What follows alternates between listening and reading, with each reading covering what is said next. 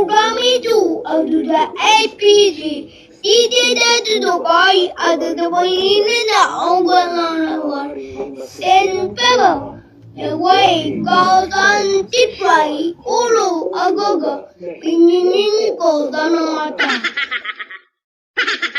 And so, having said that, ito po inaalay ko sa lahat ng mga maliit nating kababayan, mga magagawang Pilipino na madalas inaapi, inaabuso at iniisahan. Para sa inyo po itong lahat. Magandang gabi. Salamat po.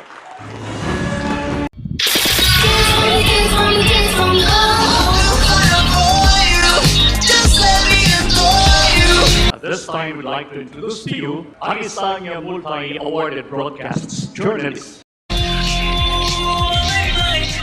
Siya po ay mga 30 years na rin po sa public service. Nagsimula ang kanyang palatuntunan wanted sa radio, umalaw sa telebisyon, at sinuportahan po ng napakaraming mga mamamayan online. Milyon-milyon po ang naging support na nakuha niya. Hindi lang po siya sa telebisyon at sa radyo na talagang tinatangkilik po ng ating mga milyon-milyong mamamayan sa pagtulong po ng bukal sa kanyang puso, sandalan ng mga nawawalan po ng pag-asa, nakinig sa mga hinaing at reklamo, at syempre po, binalanse ang pagbibigay ng payo at opinyon. At dahil sa kagustuhan po na makatulong pa sa mas maraming Pilipino, tumakbo at nanalong senador noong nakaraang eleksyon. Idol kung tawagin po siya. Idol po siya ng mga natutulungan niya, idol po ng mga tagahanga, idol dahil sa kanyang sinseridad sa public service. Idol dahil siya po ay isang action man. At syempre po napakapalad namin langit na nakataas ang pupalang gawad sa inyo ang PMPC Excellence in Broadcasting. Para po sa taong ito, mga kaibigan, ang idol ng lahat, Senador RAFFY, TULFO. Presenting the trophy for the PMPC, our PMPC President, Fernando Guzman, and PMPC Past President Joe Palomena, Rotan Castro, and Romero Gonzalez.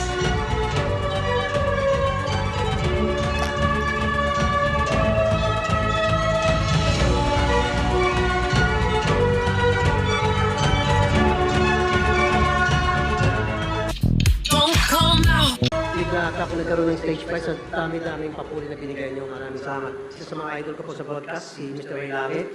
And of course, walang kakupas-kupas na dati kong kasamahan sa PTV4, si Miss Rocky Ignacio. Matatanda mo pa yung meron tayong tandem noon, Rocky. Nandito ulit tayong dalawa? No.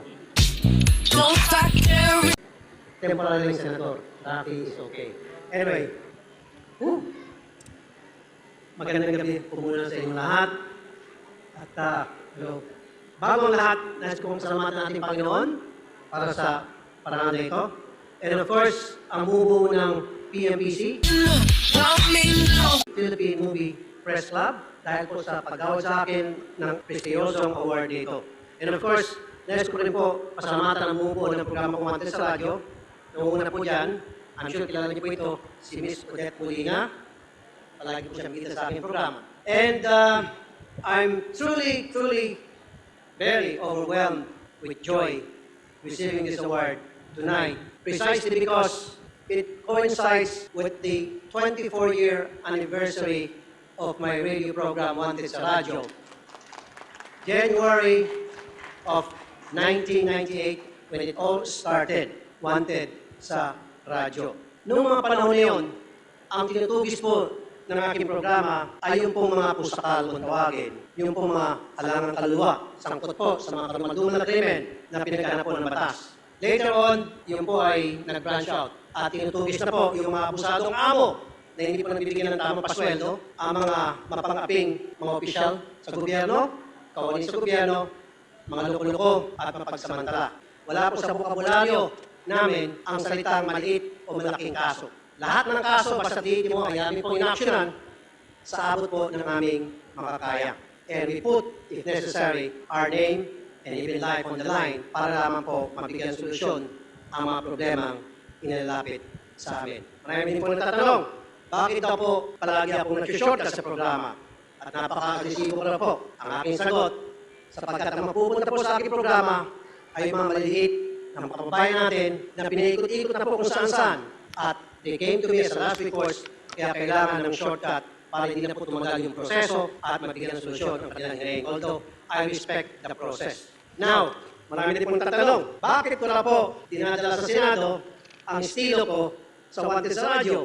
Ang sagot, sapagkat nakagisnan ko na po na sa programa ko sa Wanted sa Radyo, it became effective na para ma-disseminate ko yung proper information upang marating sa mga kinukulan ang mga hinaing ng mga maliit na kababayan at mabigyan ng agarang solusyon. And so, having said that, ito po inaalay ko sa lahat ng mga maliit nating kababayan, mga magagawang Pilipino na madalas inaapi, inaabuso at iniisahan. Para sa inyo po itong lahat. Magandang gabi. Salamat po. Congratulations! Excellence in Broadcasting Lifetime Achievement Award, Senator RAFFY, TULFO. Napakaganda ng sinabi niya. Well-deserved award, no? Lahat ng sinabi niya, napakaganda. Tama. Yes. Walang malaki o maliit na problema. Yeah. Ang susunod na programa ay ATG. Ito ay pwede sa lahat ng manonood. Ito ang kasaysayan ni Raffy Tulfo. Totoo nga ba na tinalo siya ng sapatos sa mukha ng kanyang kapatid? Muntik na nga bang mapagsamantalahan ng mga Hapon ang kanyang ina noong World War II? Hello, this is Chok Chok Chen Churiwa. Chubat-chubanes, Chugi-chuginet, 8-8 sa inyong palapisitan.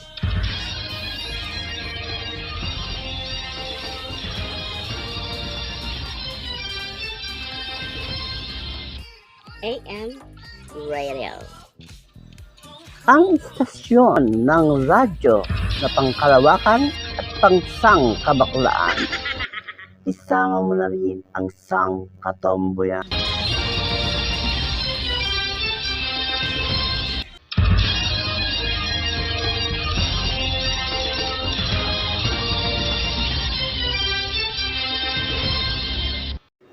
KBP, kapisanan ng mga broadcaster sa Pilipinas.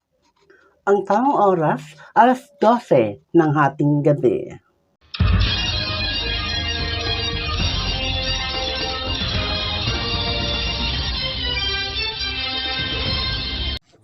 Sa pagpapatuloy po ng ating kwento ay atin naman pong panoorin ang tunay na buhay ni Senator Raffy Tulfo nung siya ay bata pa.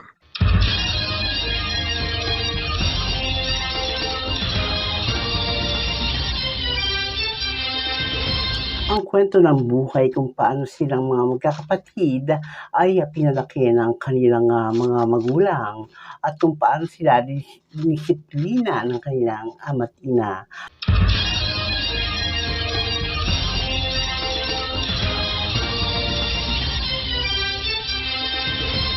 At kung paano sila nag-aral, kung saan sila nag-aral, kung sila ba'y nakatapos o hindi.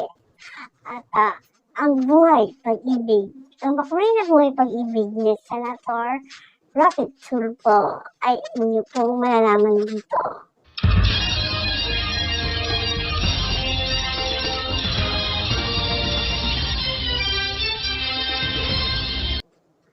At kung paano siya naging isang broadcaster. Tara po, panoorin po natin ng buo ang video nito.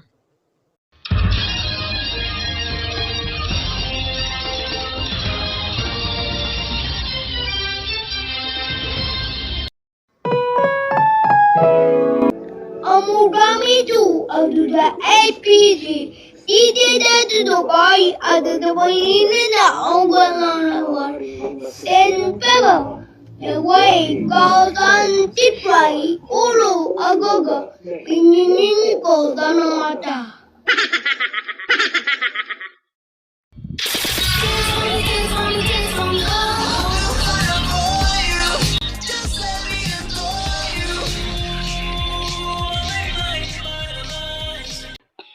Ito ang kasaysayan ni Raffy Tulfo. Totoo nga ba na pinalo siya ng sapatos sa mukha ng kanyang kapatid? Muntik na nga bang mapagsamantalahan ng mga Hapon ang kanyang ina noong World War II? At totoo nga bang naging janitor, tagahugas ng pinggan, caregiver at marami pang iba si Idol Raffy Tulfo? Nahold up nga ba siya dati habang nagtatrabaho sa ibang bansa? Bakit hindi siya nakapagtapos ng kolehiyo? Kayang maraming nagpaaral sa kanya. Alamin natin ang makulay na buhay ni Senador Raffy Tulfo.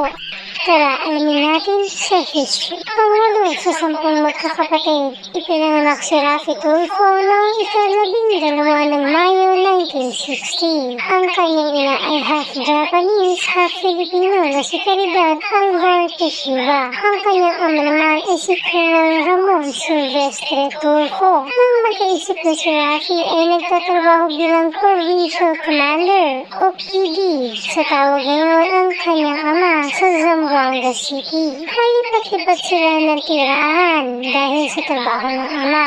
Ang kanyang ina na si Caridad ay housewife at disiplinaryan ng mga magkakapatid. Old school ito, malumanay magsalita at magalang. Naniniwala siyang titigas ang ulo ng isang bata kapag pinalampas ang pamamalo, lalo na kung nagpapalaki ka ng mga batang lalaki na 2 taon ang pagitan sa isa't isa.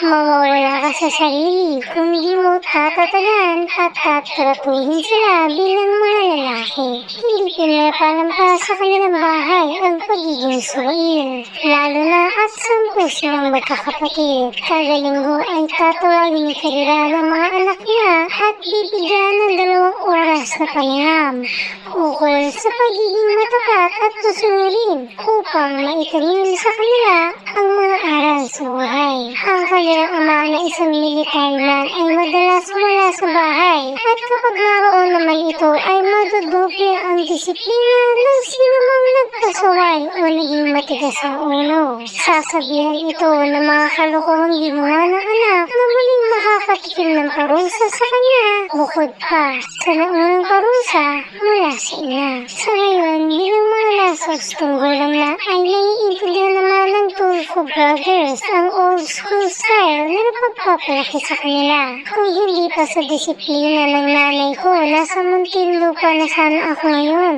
sabi ni Mon, na siyang itinuturong pinakapasaway sa magkakapatid na lalaki. Si Raffy naman ay naaalala ang panalangin araw-araw ng kanyang ina na, Lord, si Raffy at Erwin ay lalaking mga kriminal. Kunin mo na sila sa akin ngayon. Inaalay ko ang buhay nila sa iyo. Dahil dito ay natatakot ka manong matulog si Raffy.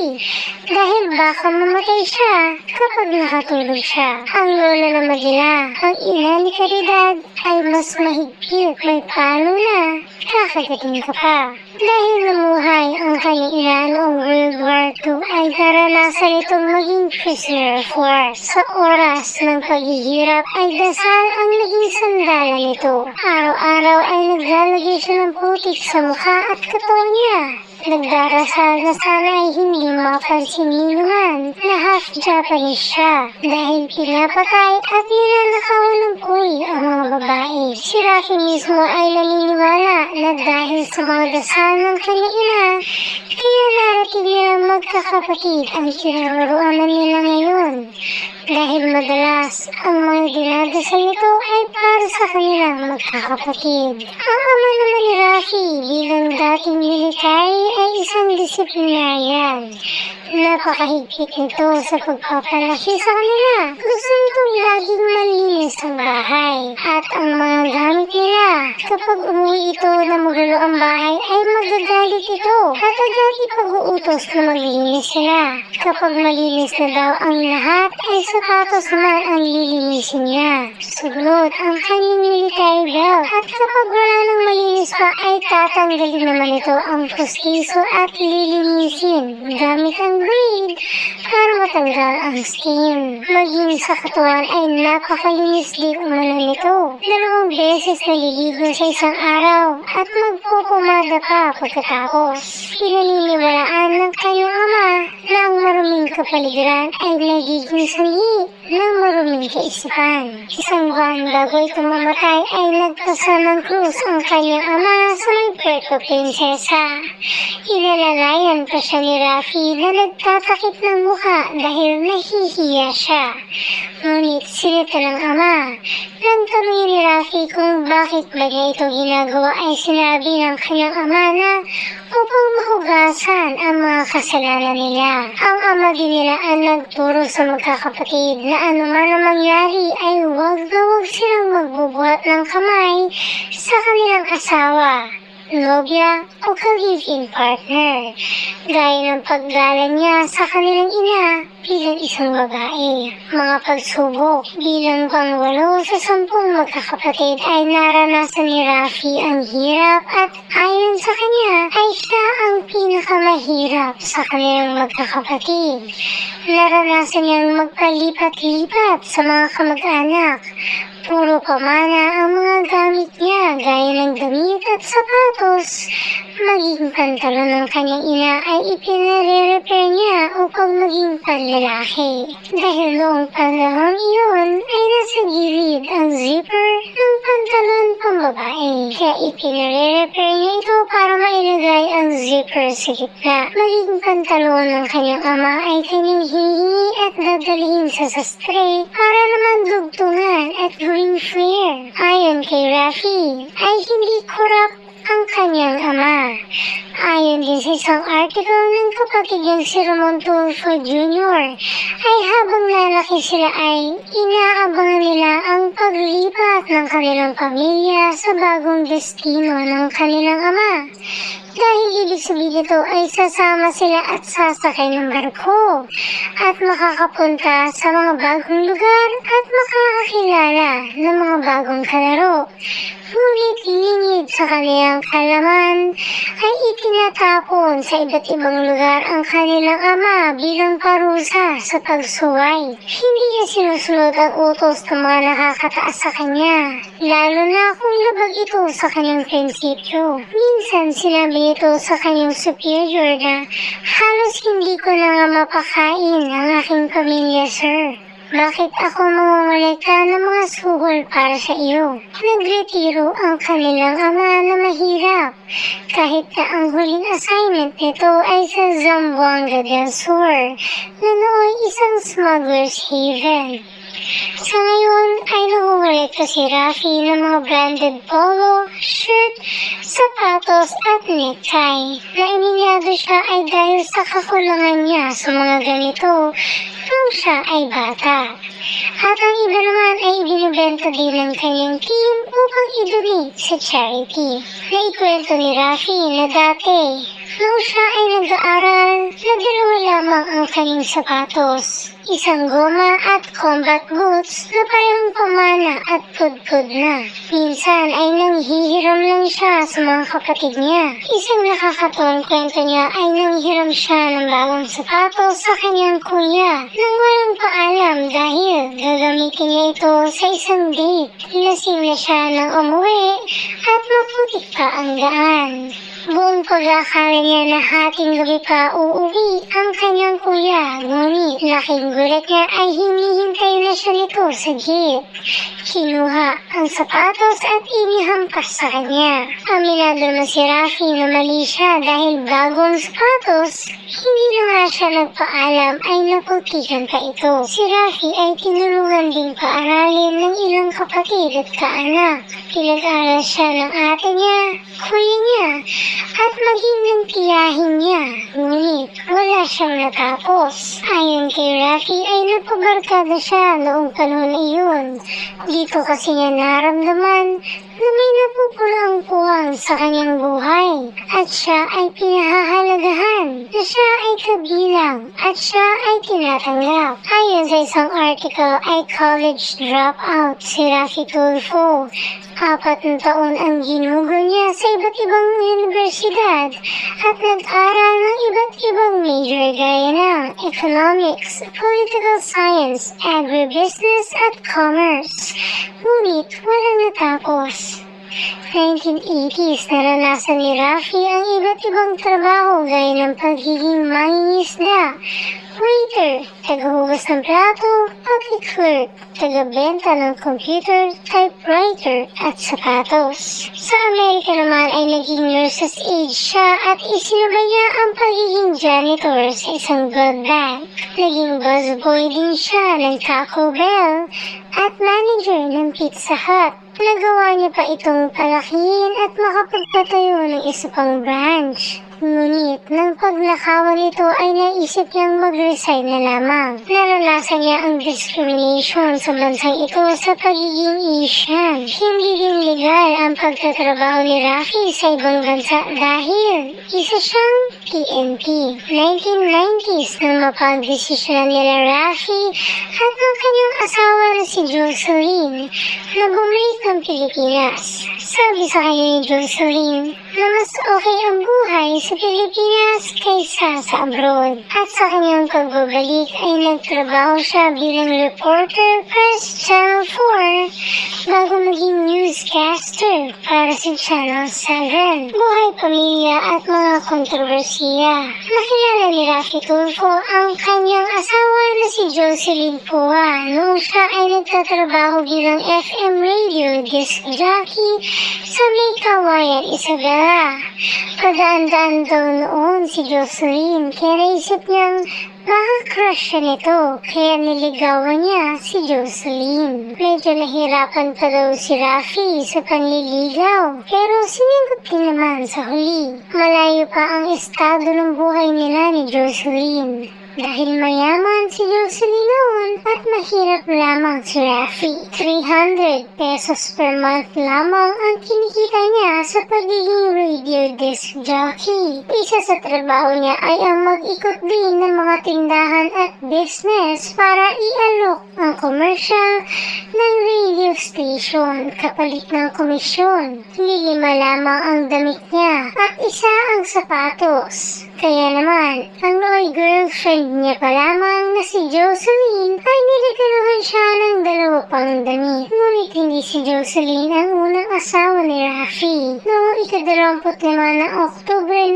1982 ay pinakasalan umuno ni Raffy si Julieta Nakpil-Liko sa isang civil wedding sa Kapastarlak at nagkaroon sila ng isang anak na babaeng nagngangalang Grandy noong 1984.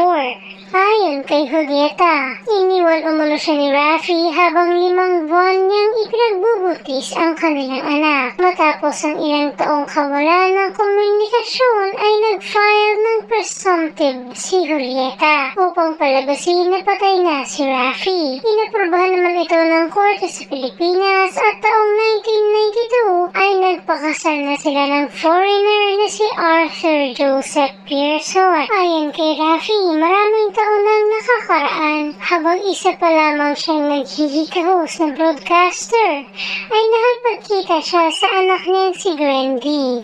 Nagbigay siya ng tulong pinansyal at mga regalo. At sila naman ni Julieta ay nagkaroon ng pagkakaintindihan na magkakanya-kanya na dahil kasal na ito. Disyembre 2018, napag-alaman ni Raffy na ikakasal ang kanyang anak. Kaya naman ay kinontak niya ang mga kamag-anak ni Julieta upang hingin ang bagong number ni Grandy. Nais niyang magbigay ng tulong para sa kasal nito ng $10,000. Ngunit tumanggi ang mga ito.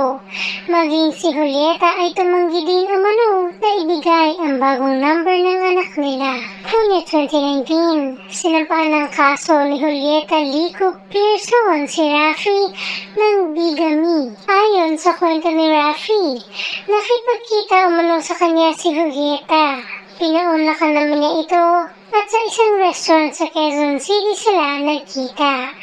Dito na umano humingi si Julieta ng 25 million pesos at kalahati ng bawat buwan ng sweldo ni Raffy. Nang tanggihan ito ni Raffy ay nagbanta umano si Julieta na sisiraan siya sa media. Sinabihan umano siya ni Raffy na hindi ako mag-give in sa blackmail at extortion. Kung ako ay bibigay ng pera, yun po ay para sa bata, hindi para sa kanya. Sapagkat ang gusto po niya mangyari ay gusto daw niya mabuhay ng maranya. Kaya kailangan daw po niya ng perang iyon.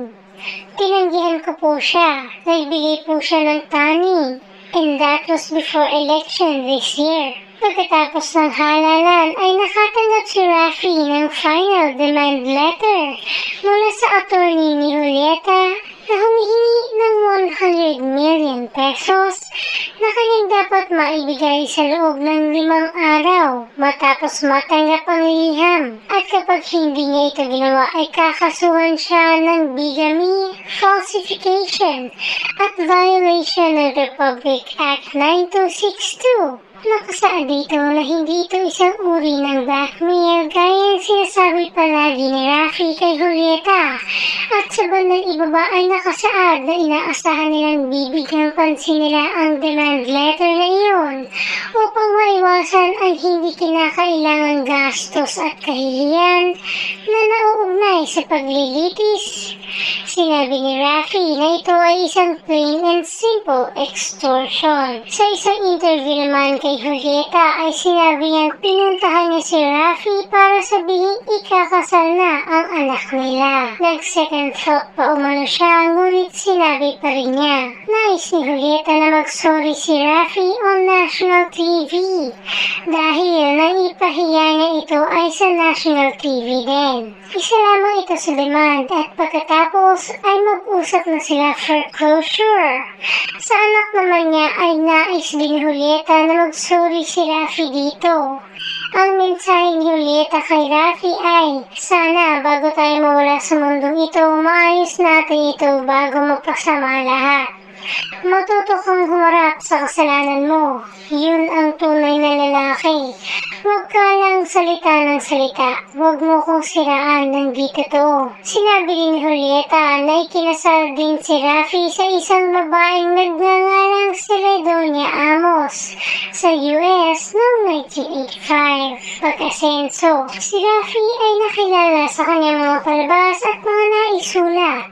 Karaniwang topic niya ay ukol sa government at private sectors na masasabi pa ng ilan bilang vigilante style ng journalism. Mayroon din siyang YouTube channel na Raffy TULFO in Action.